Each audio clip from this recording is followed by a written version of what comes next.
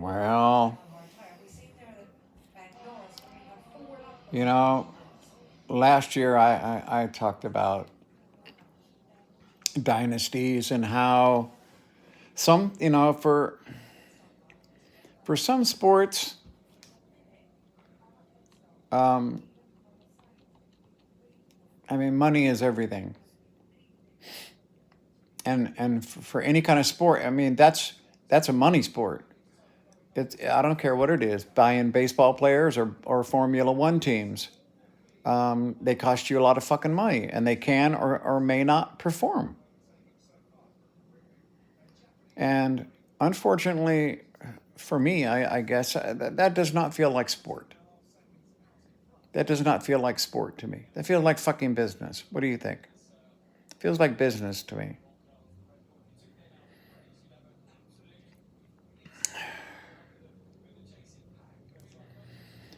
I know who's going to win today, unless fucking Max's cars blows up.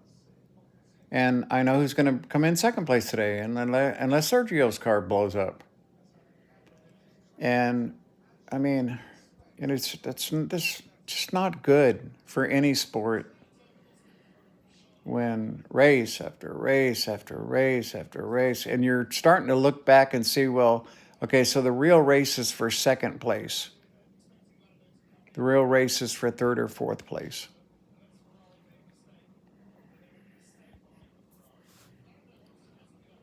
And it's regulation. When you have a big, thick book of regulation, this is what happens. You find the smartest person that you can find, and you put them in charge of your engineering and driver, synergy between those two. And you build the car around the driver.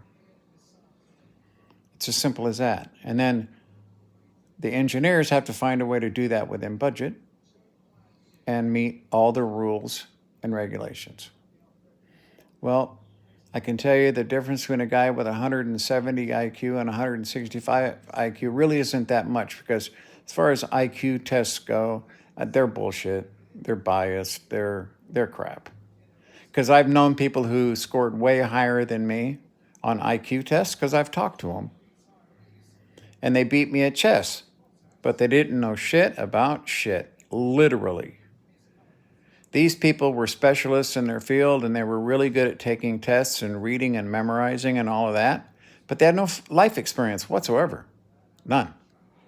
They had done nothing, been nowhere, really knew shit. So much for IQ tests, right?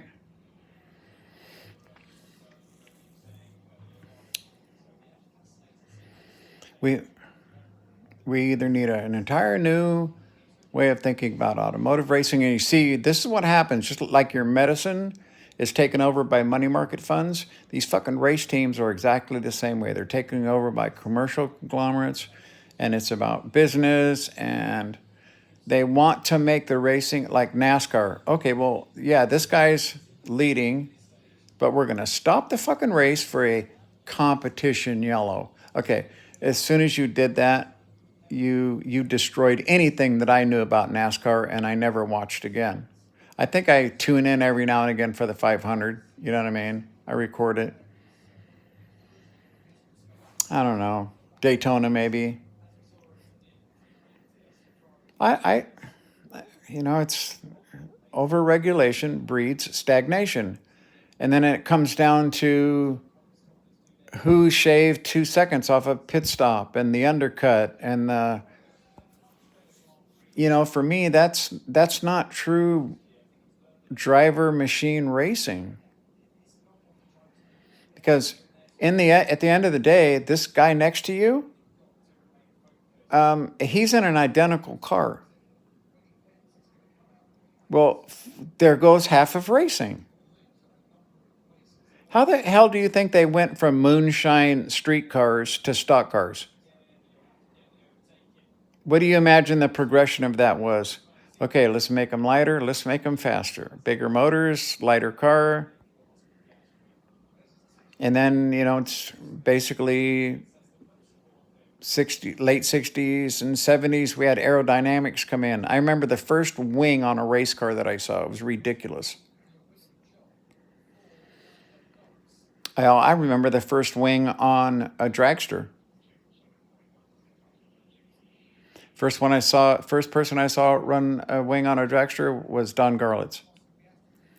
And McEwen and these guys, Don Prudhomme invented an auto-balancing inner tube, a tube that ran around the bead of the tire with mercury in it, that when you accelerated, it would spread out. And I mean, there was all kinds of innovation that went on, and you never knew who was going to show up with what on any weekend. And it was the same way with Indy. I mean, you're sitting there, and here comes Andy Granatelli with a turbine car. And all the other teams pitched a fucking bitch, because at that point, we were already falling into the corporate racing thing, where they were trying to start just regulate everything down to a T as a business. And look at you. I mean, you got Williams. They got 2 chassis. They fuck a chassis up, they're screwed. They have to take one back and get it repaired. And I mean, it's just, you're talking about a team that's broke. And they have to compete for money so they won't be broke. But they're broke, so they can't compete for money. And that is a vicious cycle. And wouldn't you rather see Cadillac in there, or the Andretti family? Wouldn't you rather see the Andretti family in there, who can afford more than 2 chassis? Because that's what we're talking, that's the kind of racing we have. Why the hell is that not justified?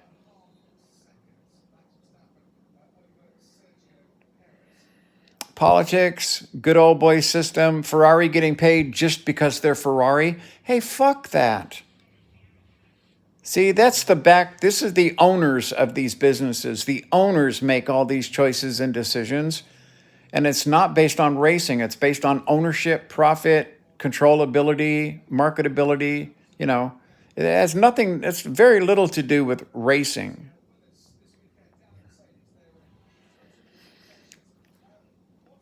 If you took someone who had a mediocre Formula One car, mediocre,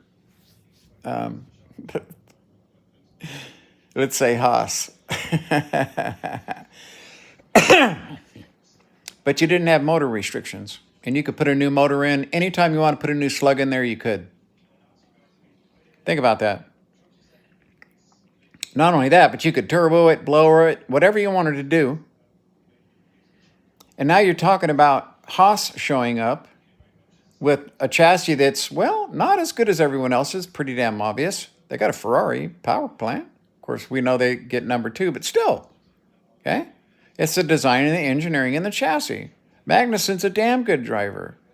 He's doing the best he can with what he has. And that's how any of us would be, beating the shit out of the car, trying to get the tiniest little bit out, because when you do it every day, fast isn't really fast. You can feel when you're a half a mile an hour per hour down. When you're used to going fast all the time, your car is never fast enough. I can tell you that. It's never fast enough. It never has enough power. So imagine being able to drop a 2,000 horsepower engine in there and compete for one race and then be able to sell that engine. How much money would you save? Oh, I don't know, $20 million a year, $25 million a year? By doing that? $25 million a year? See the difference? The more regulations you throw out the fucking window, the less you're going to know who's going to win on any given weekend. Because someone is going to show up with something where everyone's like, and he's going to kick everyone's ass, and then the next week, everyone will be doing it. They outlawed skirts because it was faster than the rest of the cars, instead of allowing the other cars to have skirts. Well, they were worried about track degradation and sparks and shards or whatever the hell. They had all kinds of reasons why they didn't want skirts. But if you let the technology grow, I'm sure that we would have had something by now that was Better than nothing.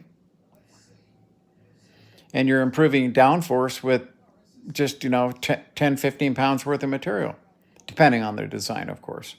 Could have ended up being hydraulic with a video sensor to follow the track. Who knows? By now, right?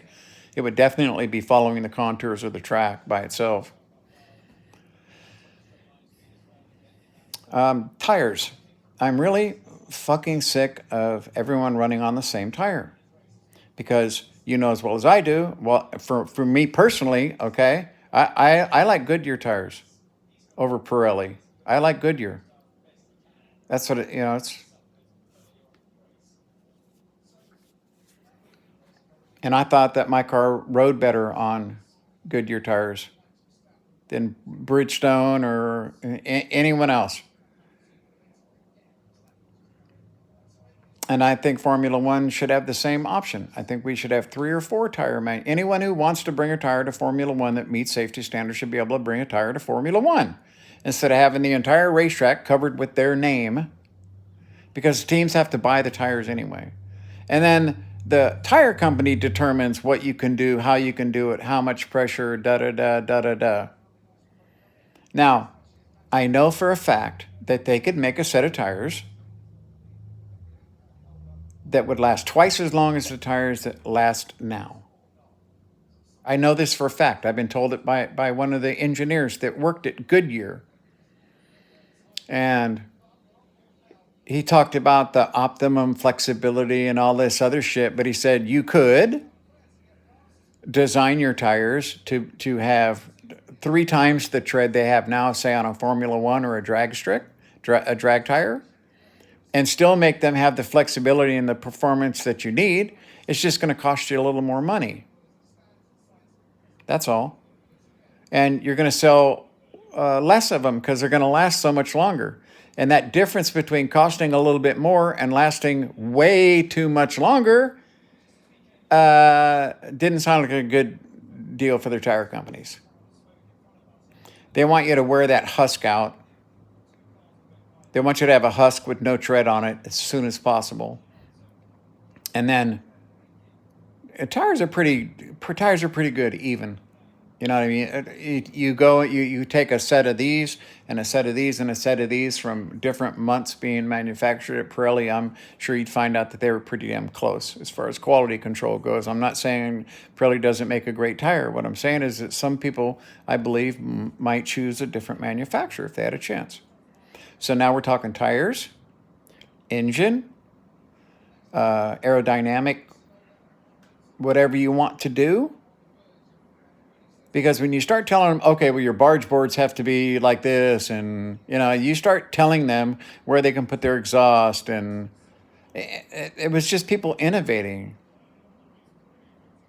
It's not my fault that my engineer is better than your fucking engineer, because when it comes down to racing, that's what it is. Like I said, it's between the people building the car and the guy driving the car. They sit down and the guy goes, well, I prefer my car to do this. And the engineer makes the car do what the driver wants it or needs it to do. Everything else, we should throw the fucking rule book out. That is racing. If one guy shows up with a 3-cylinder 2-stroke Kawasaki and another guy shows up with an inline 4 Kawasaki and another guy shows up with a V4 Yamaha, and they're going to race to see who's faster, I like that. Especially if all 3 of them have made their motors what they would consider getting everything out of it that they could, because that's racing. Those 3 completely different ideals about how to get the most out of this many cc's, and you find out. It's called racing. You go and put them against one another. There's always going to be a driver involved. That should be the only mysterious factor, right? You see, I don't want to watch to see 4th through 8th. I don't want to watch 4th through 8th for another goddamn season like we did. We you get these dynasties going, right? First Mercedes, now Red Bull. Maybe it'll be Mercedes next time or Ferrari. And it's just going to be boring as fuck. boring. I'm glad that it's boring in a sense that we don't have a lot of red flags. Okay? Don't get me wrong. I don't think it should be more dangerously exciting. I think it should be more technically, what the hell did they do this week to make their car so goddamn fast kind of a thing. It's just as cool. When the people in the crowd watch you smoking everybody, they'll be cheering for you. When you go out there and kick everybody's fucking ass, okay, especially if you spent less money because you had better ideas, I guarantee you, everyone will be like, it's like industrial espionage. I can guarantee you that. People trying to figure out what the hell you did and how'd you do it.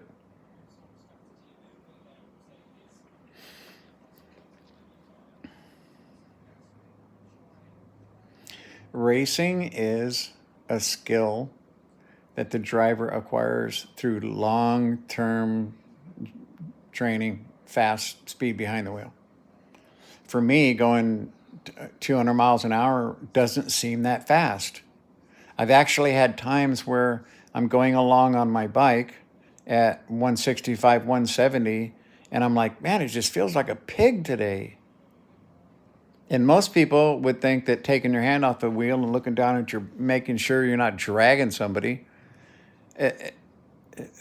these drivers, these Formula One drivers, there's not a lot of people that can do it because there's not a lot of seats to fill. I'm sure there are a lot of drivers out there that could, especially even older drivers, that could still compete and do it if they had the right car. So what we're talking about is just stopping this whole over-regulated, bloated fucking, rule book that's designed basically to produce a product. That product is Formula One. Well, guess what? It's not exotic anymore. It's not an exotic, fantastical festival of speed. It is not that. We know who's going to win today.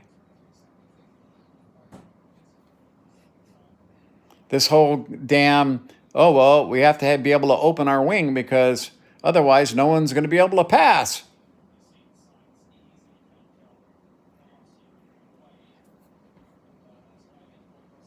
And they'll let them do something like, okay, well, we're going to add an electric recovery system. We're going to recover energy from our braking and shit, and then we're going to throw that back into the car whenever we need it. And they were okay with that. See? Let me tell you the best thing that's happened to Formula One in the last 15 years. The singular thing that's happened in Formula One over the last 15 years, that's the halo.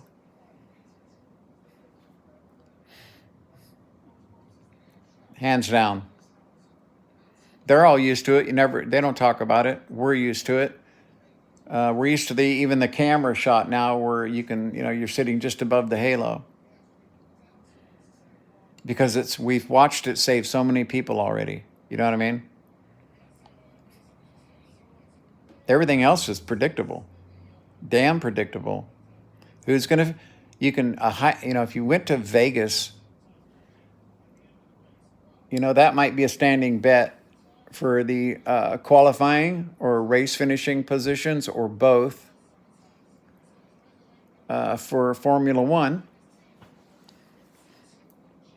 And they could probably get pretty the points guys with the computers could probably get pretty close to, after jamming it full of 10 terabytes of data, who was going to finish when on any given race on any given track.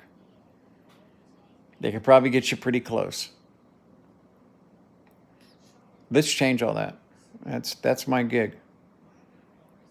Where you just I want to see something show up that's so totally radical and different that it changes what people think about, this kind of race car or this type of steering system or this type of motor design, or, you know what I mean? With technology now, you could go incredibly light with incredible horsepower, more so than the Formula One cars are putting out, and make them cheap. fucking cheap because you could just shit can them after every race. You just auction them off. People would buy them up. You'd probably end up making money.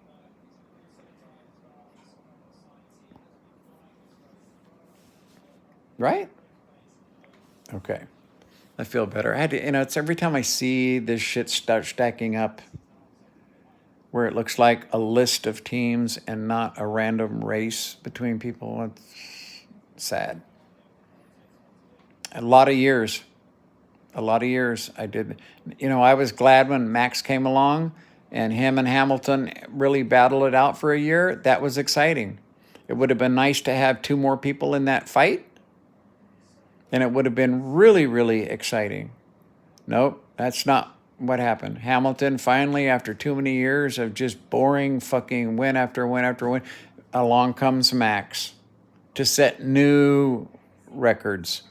Something's wrong with your sport, inherently wrong with your sport. No one is that much smarter than anyone else. Okay, and I know Sergio thinks that if he had Max's car, he could go faster. All race drivers do, right?